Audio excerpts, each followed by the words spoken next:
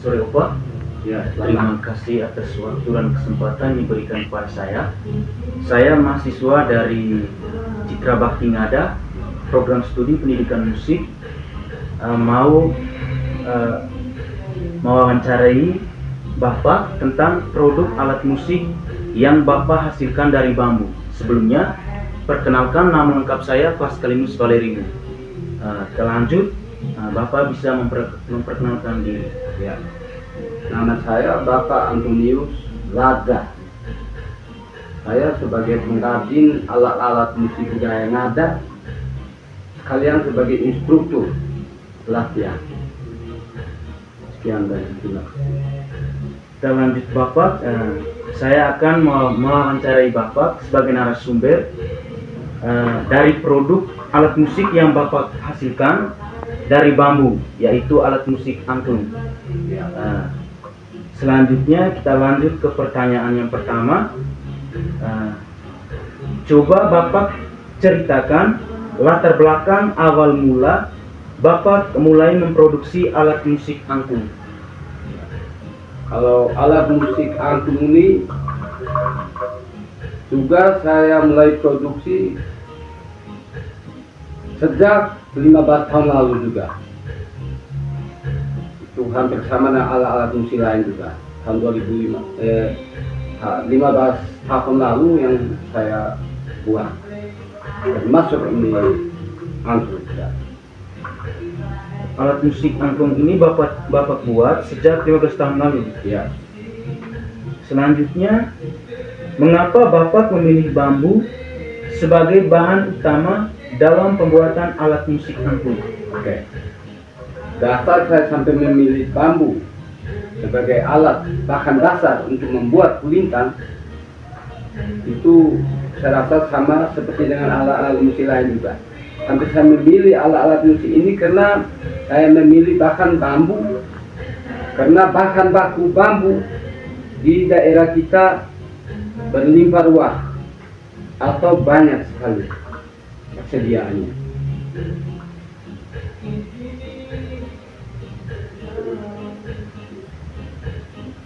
Yang berikutnya Bapak, bagaimana proses pembuatan alat musik angklung dari awal sampai siap dimainkan, dan kira-kira berapa biaya pengeluaran dalam pembuatan alat musik angklung?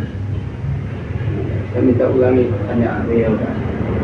Bagaimana proses pembuatan alat musik angklung dari awal sampai siap dimainkan, dan kira-kira berapa biaya pengeluaran dalam pembuatan alat musik ini? Oke. Kalau sudah menyangkut dengan proses pembuatan, ini kita lihat sendiri ya. Kita saksikan sendiri kalau dalam proses pembuatan ini memang gampang-gampang susah ya. Ini kita siapkan bambu yang diameternya kita siapkan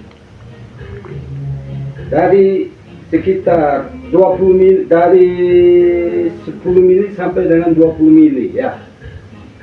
Hanya tergantung not nanti yang dihasilkan ya, not yang menghasilkan. Ini proses pembuatan, ini bambu bulat ya, tabung ya, tabung bambu bulat. Ini kita rakit dan kita potong, terus pasti dasarnya kita cocokkan dengan nada dasar yang ada pada keyboard misalnya ya. Kalau nada dasar pada keyboard itu sudah menjadi titiknya ya, sudah menjadi pusatnya ya. Sehingga saya cocokkan, saya contoh misalnya ini dalam akord 1 ya. Dalam akord 1 misalnya, kenapa saya harus rakit ada tabung ini, setelah saya buat apa semua saya potong secara teratur, lalu ini saya buat sekali kita main dia menghasilkan 3 nada ya. Misalnya pada akord 1 atau akord 1 do mi sol do mi tadi, akord 1 sol do mi, sehingga apa yang saya buat di sini misalnya akord 1 ini ada bunyi solnya, ada bunyi mi-nya, ada bunyi do-nya ya. Hingga dari ukuran ini, dari ukuran besar ini solnya ya. Yang kedua, mi dalam ukuran sedang, lebih kecil sedikit untuk nada dasar mi yang tertinggi ya, sol do mi ya. Hingga kalau ketika kita main pun ya, itu proses pembuatan. Itu menyangkut bahan. Kalau bahannya proses pembuatan sama dengan bahan tadi. Kalau bahan lihat ini juga dari bambu ya, dari bambu. Tabung di bawah juga untuk menahan kakinya di bawah, ini tabung dari bambu juga, dari bambu. Terus palangnya di atas ini juga dari bambu. Selain bahan bambu, hanya ini kita gunakan rotan ya. Ini kita hanya pakai rotan. Kalau perlu kita pakai dengan lem Korea misalnya. Zaman berkembang ini karena sudah ada lem, jadi kita bisa sebagai bahan perekat ya, bahan perekat untuk kita ikat dia supaya jadi kuat dengan rotan ini ya. Itu proses pembuatannya tadi. Terus kira-kira berapa biaya pengeluaran dalam pembuatan alat musik angklung? Oke. Kalau soal pembiayaan tadi saya sudah bilang, kalau untuk bambu ini sebenarnya kita ambil yang dalam yang sudah ujungnya, yang sudah orang buang-buang. Orang potong bambu yang besarnya, orang yang pangkalnya orang pakai manfaatkan. Yang kecil-kecil begini pucuknya, yang pucuknya orang buang ya. Orang buang, orang rasa bahwa tidak ada manfaat, karena kebetulan mungkin mereka tidak punya bakat, tidak punya talenta untuk bermusik tadi. Jadi ketika saya ini bahan baku, saya tidak pakai beli, saya ambil saja ya. Saya ambil kumpul. Setelah jadi banyak baru saya kerjakan ya. Setelah jadi banyak saya kerjakan, saya rakit dengan not-notnya ya. Hingga yang saya bisa kasih keluar uang palingan, yang saya beli ini palingan rotannya ini ya, paling rotan itu yang saya. Artinya kita ambil, kita kumpul dari barang-barang yang sebenarnya menurut orang tidak ada manfaat, untuk jadi nilai ekonomis saya buat secara teknik dengan teknik saya sehingga bisa menghasilkan uang untuk diri saya ya. Lanjut Bapak dengan pertanyaan berikut. Bagaimana respon masyarakat atau pasar terhadap alat musik angklung yang Bapak buat? Ulang pertanyaan. Bagaimana respon masyarakat atau pasar terhadap alat musik angklung yang Bapak buat? Oke. Kalau untuk masyarakat, antusias masyarakat misalnya, respon masyarakat ya. Masyarakat kita sebenarnya hanya sebagai penggemar lah, penggemar musik, penggemar bunyi. Tapi lebih banyak yang tidak ada kemauan untuk bisa berbuat misalnya mereka hanya mau mendengarkan musik. Ketika musiknya bagus mereka bilang, oi gagah, oi oke. Cuman proses pembuatan apa semua mungkin sebenarnya tidak ada, karena tidak ada bakat minat.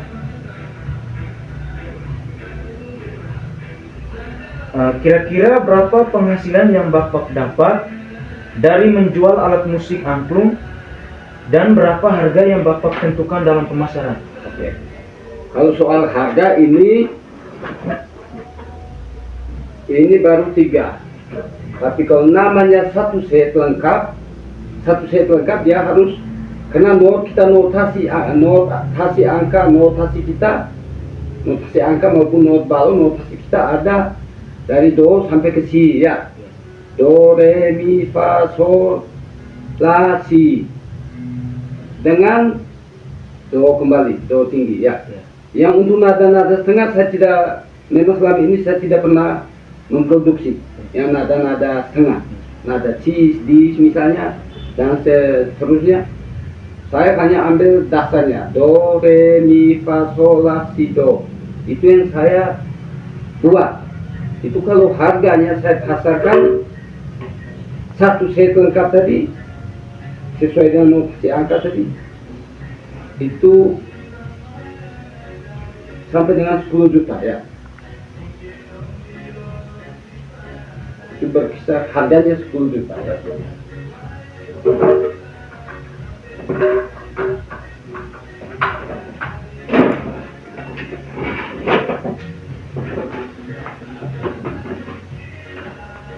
Terus kira-kira harga per satu alat musik angklung ini bisa Bapak patokan untuk menjual itu di kisaran harga berapa Bapak? Kalau menjual satu alat musik angklung sini. Satu ya. Ya. Jadi selama ini memang pada saya tidak pernah jual pakai eceran ya.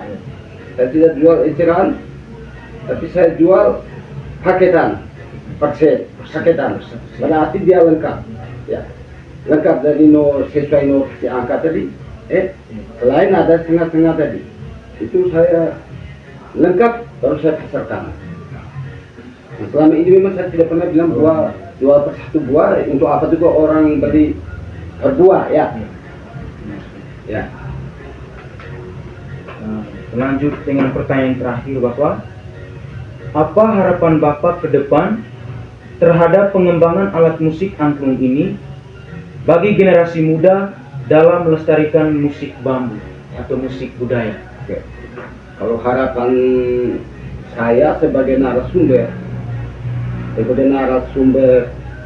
dalam melatih orang, narasumber untuk buat pelatihan di sekolah-sekolah, juga sebagai narasumber pembuatan alat, harapan saya mudah-mudahan ada regenerasi penerus yang mewariskan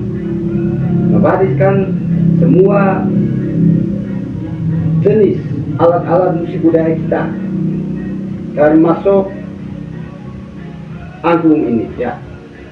Mudah-mudahan masih ada regenerasi penerus selain Opa, satu saat dia boleh berkembang ya. Lalu kita tetap mempertahankan kita punya musik-musik budaya pada umumnya, termasuk ini angklung ya.